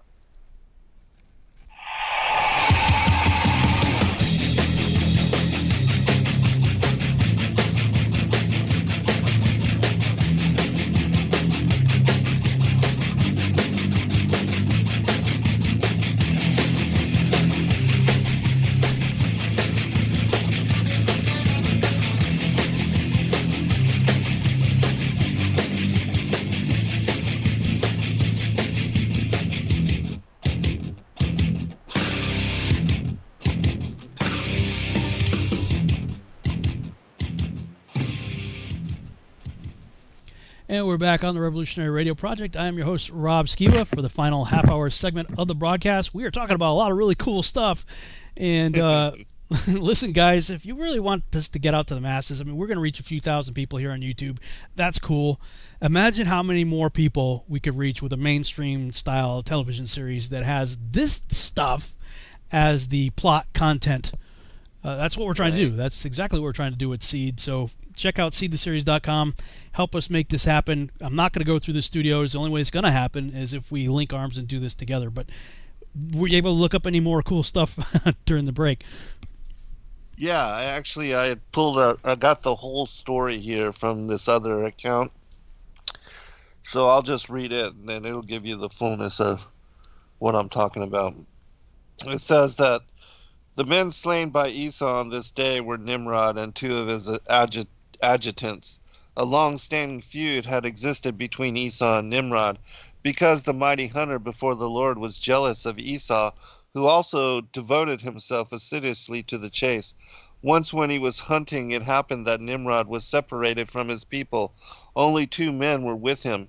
Esau, who lay in ambush, noticed his isolation and waited until he should pass his covert. Then he threw himself upon Nimrod suddenly and felled him and his 2 companions, who hastened to his succor. The outcries of the latter brought attendants of Nimrod to the spot where he lay dead, but not before Esau had stripped him of his garments. Those are the garments of power, the vestures of light, and fled to the city with them. These garments of Nimrod had an extraordinary effect upon cattle, beasts, and birds. Of their own accord they would come and prostrate themselves before him who was arrayed in them. Thus Nimrod and Esau after him were able to rule over men and beasts. After slaying Nimrod, Esau hastened cityward in great fear of his victim's followers. Tired and exhausted, he arrived at home to find Jacob busy preparing a dish of lentils. Numerous male and female slaves were in Isaac's household. Nevertheless, Jacob was so simple and modest in his demeanor that if he came home late from Bet Ha Midrash, he would disturb none to prepare his meal, but would do it himself. On this occasion, he was cooking lentils for his father to serve him as his mourner's meal after the death of Abraham. Adam and Eve had eaten lentils after the murder of Abel, and so had the parents of Haran when he perished in the fiery furnace. The reason they are used for the mourner's meal is that the round lentil symbolizes death. As the lentil rolls, so death, sorrow, and mourning constantly roll about among men from one to the other. Esau accosted Jacob thus, "Why art thou preparing lentils?" Jacob, "Because our grandfather passed away. They shall be a sign of my grief and mourning, that he may love me in the days to come." Esau, "Thou fool, dost thou really think it possible that man should come to life again after he has been dead and has mouldered in the grave?" He continued to taunt Jacob. "Why dost thou give thyself so much trouble?" he said. "Lift up thine eyes, and thou wilt see that all men eat whatever comes to hand, fish, creeping and crawling creatures, swine's flesh, and all sorts of things like these, and thou vexest thyself about a dish of lentils?" Jacob, "If we act like other men, what shall we do on the day of the Lord, the day on which the pious will receive their reward, when a herald will proclaim, 'Where is he that weigheth the deeds of men? Where is he that counteth?' Esau, is there a future world? Or will the dead be called back to life? If it were so, why hath not Adam returned? Hast thou heard that Noah, through whom the world was raised anew, hath reappeared? Yea, Abraham, the friend of God, more beloved of him than any man, hath he come to life again?" Jacob, "If thou art of the opinion that there is no future world, and that the dead do not rise to new life, then why dost thou want thy birthright? Sell it to me, now while it is yet possible to do so. Once the Torah is revealed, it cannot be done. Verily, there is a future world in which the righteous receive their reward. I tell thee this, lest thou say later I deceived thee." Jacob was little concerned about the double share of the inheritance that went with the birthright. What he thought of was the priestly service, which was the prerogative of the firstborn in ancient times. And Jacob was loth to have his impious brother Esau play the priest, he who despised all divine service. The scorn manifested by Esau for the resurrection of the dead, he felt also for the promise of God to give the Holy Land to the seed of Abraham. He did not believe in it, and therefore he was willing to cede his birthright and the blessing attached there in exchange for a mess of pottage. In addition, Jacob paid him in coin, and besides, he gave him what was more than money, the wonderful sword of Methuselah, which Isaac had inherited from Abraham and bestowed upon Jacob. You know, so that's the story. What's that? What were you reading from? The Legends of the Jews, chapter 1, verses 6 through 8. And so, you know, what I was talking about with the birthright as far as being connected to the initiation into the order of the ancients, that along with the garments of power and the rod of wonder, those that inherited the birthright or those particular possessions and items, they were initiated into this what is the Melchizedek order of the ancients. And so that was passed on along with the kingship, except for when it was separated after after Jacob. It was separated with Judah and Levi, correct. And then it was restored with Yahushua, Christ, that priest, prophet, and king, and everything was brought back together. And so, you know, this story covers that in greater detail. Man, that's fantastic. I met a guy named Daniel who had taken a Nazirite vow, and the thing is about taking a Nazirite vow today is if you're going to do that, it's a lifelong commitment, because there's no Levitical priesthood, no legitimate Levitical priesthood, because you have to end your vow in front of a Levitical priest. And since there is no legitimate Levitical priesthood in place right now, if you take a Nazirite vow today, it's till death do you part, you know.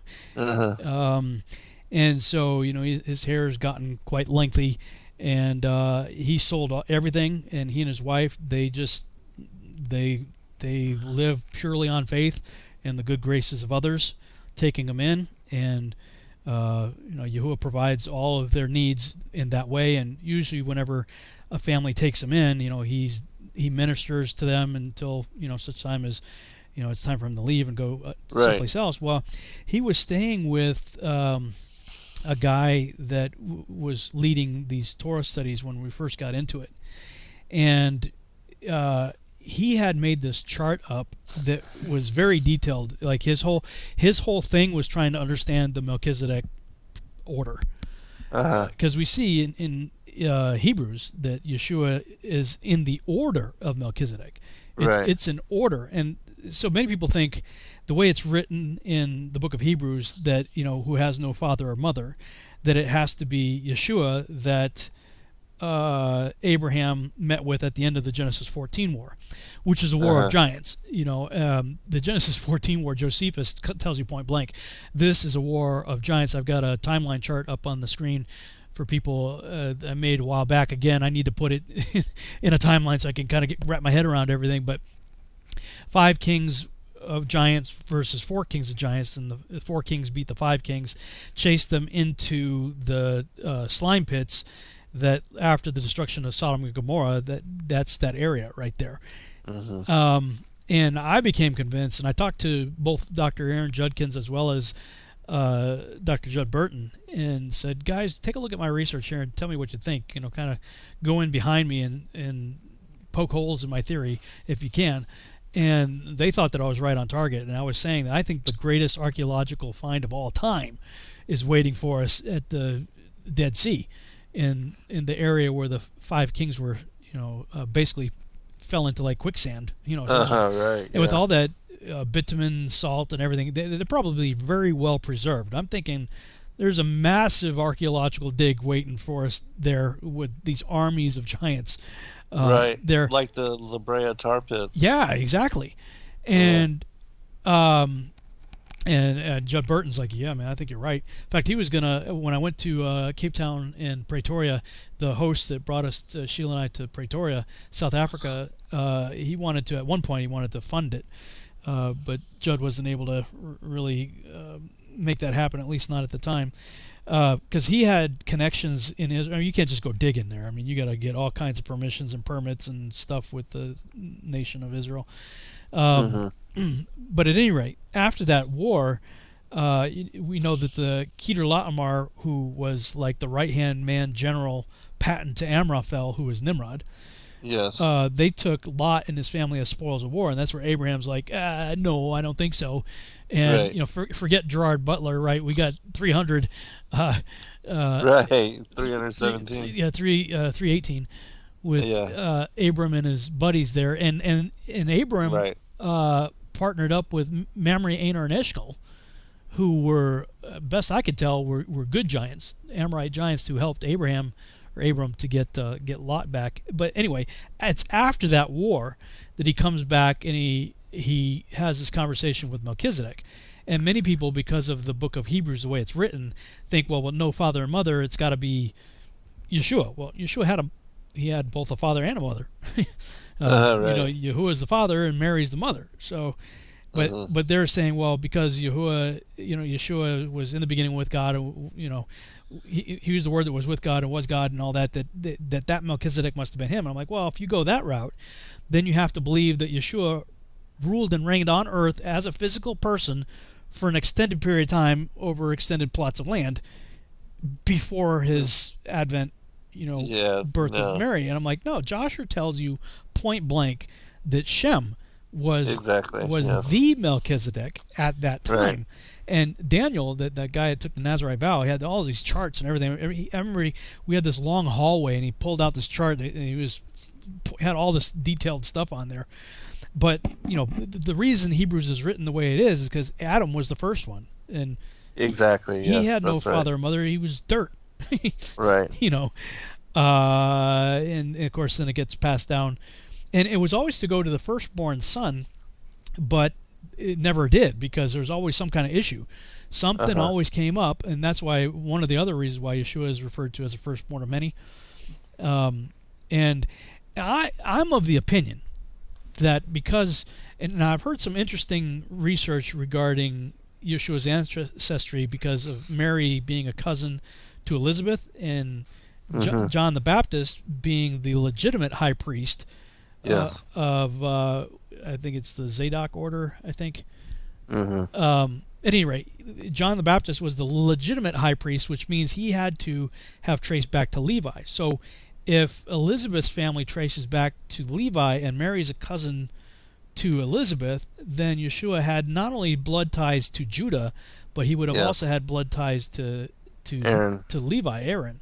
Aaron, yes. Yeah. So yeah, that's confirmed in that that I sent you a book called On the Priesthood of Jesus Christ. Yes. And it confirms that there. Yes. So he would have a blood tie right to Melchizedek, to Melchizedekhood, if you can say that. But I maintain that at the Passover meal that some call the Last Supper, he fits the requirements for a Nazirite vow. Because the requirement of the Nazirite vow is to abstain from the fruit of the vine and to declare a duration. And he did both. I'm not going to drink again of this until I drink it new with you in the kingdom. Mm-hmm. Right. And so I'm of the opinion that he took a Nazirite vow, and that perhaps, and also with the bloodline ties through both Mary and Elizabeth, was able to perform priestly duties as a king of the line of Judah. Yes.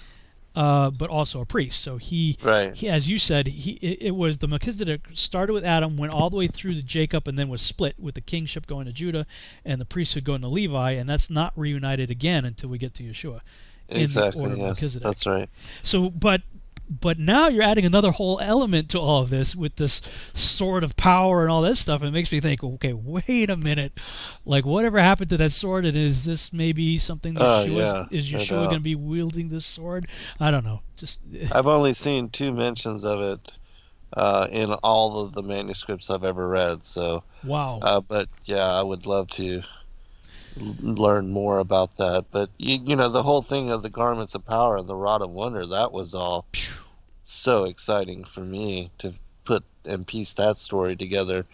But yeah, I would love to learn more about the sword of Methuselah. But well, even the rod, the lore that we have, the Greeks were great at stealing other people's mythology and then just customizing it for themselves, you know. Right. And so you have like the golden fleece in the Greek mythology.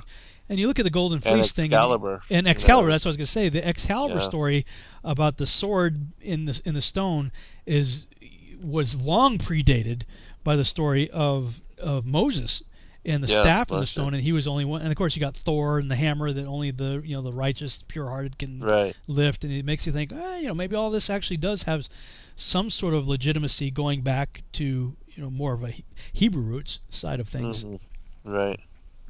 Yeah, I fully agree. And that's why, for me, it's exciting to read all these various parallel accounts, because you learn a lot of these extra details, and especially with the Targum, because that's where I first read about the Vestures of Light, and then went on a search, about, and then tracked and traced down that story. But with regard to the Order of the Ancients, we have also released a book. And for people that are interested in all the books that I'm talking about, you can find all of them at sacredwordpublishing.com. But we also released a book on the Order of the Ancients, and I tracked down and covered the Melchizedek priesthood in that particular manuscript as well. So. Fascinating stuff. I mean, there's just so much. There is so much. If people are looking at the chart that I've got on there, I try to capture as much of the story as I could between the life of Nimrod and the life of Abraham. And, after Sarah dies, he's negotiating with Ephron of the Hittites. Right, yeah. Who Ephron means fawn-like, and the Hittites are drawing carvings of satyrs. Satyrs, right. I think we talked about this. Was it last week? Did we talk about this last week? Yeah. Mm-hmm. Yeah. And you start seeing all kinds of animal-human stuff afterwards, the post-flood chimeras, like the black obelisk of Shalmaneser III, the lion man. That's right, we talked about lion men last week. Yeah, the lion men. So, have you ever thought about trying to create this all-encompassing storybook? Yeah, I have, and what I thought of doing is like creating a super narrative, Yeah. and where I take all of the stories of all these different parallel accounts and put them all into order according to the Old Yes. Testament patriarch and character. And I also thought about too that after we do the Book of Enoch, that we should do the full story of the life of Yahushua, beginning with the ascension of Isaiah, where he descends out of the heavens, where he's given the commission by the Father and the Holy Spirit to descend down through the seven heavens and enter into the womb of Mary, where he would be immaculately conceived, and then cover all of the infancy stories as well, because there's so many fascinating stories about the infancy and how Mary, cured leprosy and demonic possession with his bathwater and with his swaddling clothes. And wow, dude. I mean, we'll be making shows for the next 50 years. I know, man. Well, at least I know what I'm doing every other week anyway. Yeah, exactly. For my show, that makes it a whole lot easier for booking guests and stuff anyway.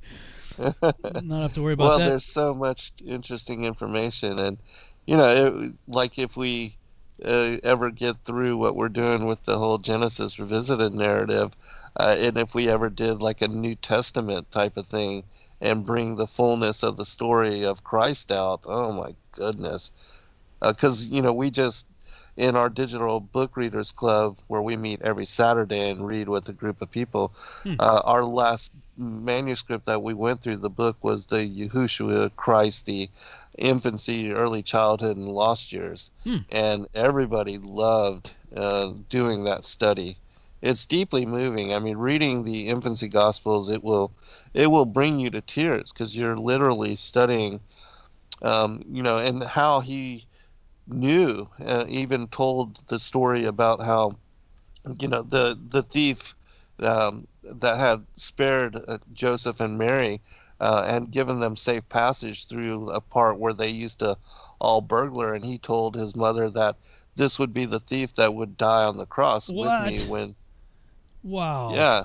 Yeah, told him the prophecy, and that he would spare him then, and take him into paradise. And his mother says, "God forbid that should ever happen to you." But he knew, even as a, 4-year-old child, 3-year-old child, whatever, going into Egypt, that he's going to be on the cross. So wait a minute. So there was a young thief that helped Mary and Joseph and baby Yeshua on the path to Egypt, and then 30 years or so, 20-something years later or whatever, he's the same thief that's on the cross?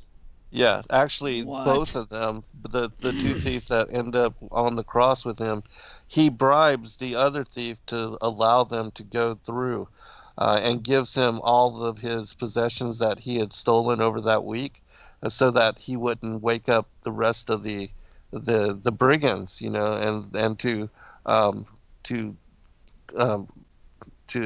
theft, to steal from Mary and Joseph, and to give them a hard time. And so that's when he tells them, Christ tells them, I'll spare him and I'll reward him for what he's doing now when persecuted and he is crucified with me.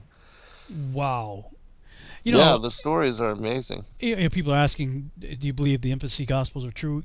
For me, I don't know if they are or not. I know that when they were trying to figure out what to make as far as a canon, they had all kinds of debates about what they're going to keep and what they weren't going to keep. For me, any of these texts, we've talked about this many times before, if it doesn't contradict with Scripture, I just think, hey, you know what? Right. It's interesting commentary. If it's just fanciful storytelling, okay, maybe it is. But like the TV series The Chosen, I mean, they're sticking to the biblical narrative, but taking creative license and filling in the gaps. All we get is bullet points in the Gospels and a highlight of the story. But what they're doing in The Chosen is they're like, okay, let's look at all the people that interacted with Yeshua. These were regular people. Let's tell their story. Right. And I don't know if you had a chance to see it yet, brother, but I did, and I've already binge watched all of them. And I was man, and that's what got me actually excited to do these stories, and even the story of Christ in this way, including all the infancy narratives. And yes, I do believe that there are multiple witnesses for them being inspired to some degree, because you have to remember that they were written by both James and Thomas, who were his half brothers that grew up with him and knew Mary as their stepmother. And so, who better to write the stories of the life and the parentage of Mary, as well as the childhood of Christ. And so, wow. So you saw it, man. The John 3:16 scene with Nicodemus was, oh man, that was well done, so well done. All of them. I mean, I literally cried probably at every episode, just like you were talking about. I did too, man. I there was not one episode I don't think there was one episode that I didn't at least tear up a little bit. And then the whole, concept of the crowdfunding and how people would be supported if you do the story correctly. I could certainly see us being able to succeed in bringing out the larger and more detailed story of all these things that so few people even know about, have ever heard or even had a chance to read.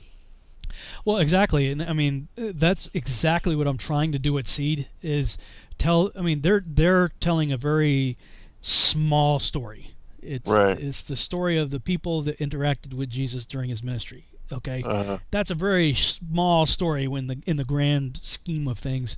We want to tell the really big story. Yes. And frankly, compliment the Chosen. It wouldn't be anything. Oh yeah. I mean, if anything, it's like if you watch what we're trying to do at Seed, and then watch the Chosen, you'd be like, oh wow, to see who Yeshua really was and what he really did. Yes.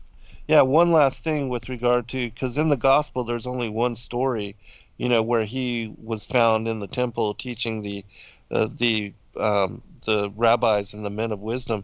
What people don't know, and what is covered in great detail in the infancy gospel, even as a child of 2 years of age, they were not able to find him a teacher because he was smarter than all of the teachers. And they were humbled by him, and they knew that he was masterful even at that young age. And so he never went to school. And that's why you found him instructing even the elders and the rabbis in the temple. All were amazed at him and his knowledge. That's awesome. Yeah. Well, we are out of time, and so we'll have to continue this on your show next week. And for everybody else, you want to check out the Take on the World 2020 conference, where Zen is also speaking, and so am I.